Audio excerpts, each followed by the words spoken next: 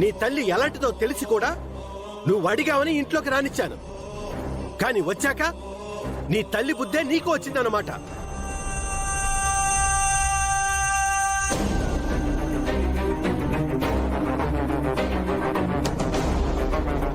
నీ తల్లి ఆ రాఘవగాడితో కలిసి నన్ను అలా మోసం చేసింది.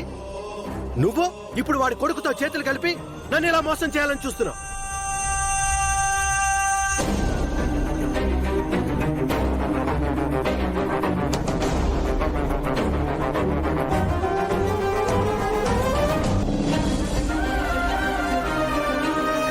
నా చేత్తోనే నా బిడ్డను బయటికి గంటేయాలని చూస్తున్నావు.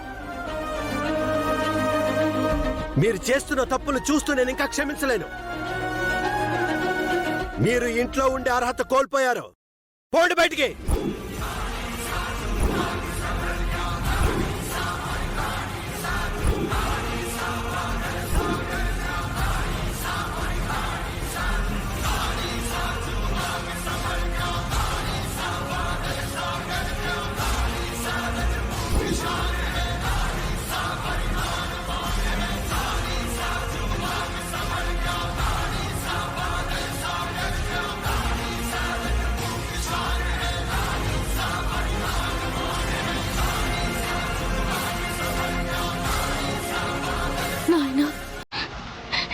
నేను చెప్పేది విను నాయనా.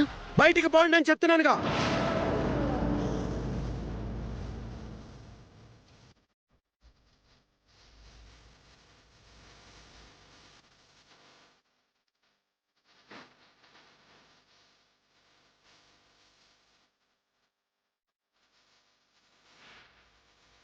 అది కాదు సూర్య.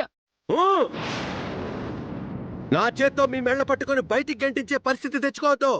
మర్యాద బయటికి పోండి.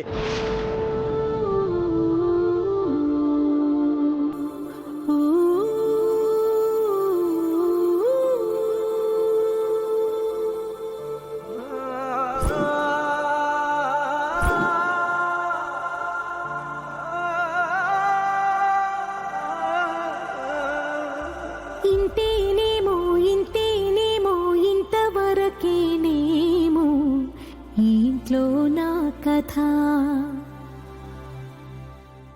అంతేనేమో అంతేనేమో అంతులేని వేదనేమో ఆడపిల్లను కదా.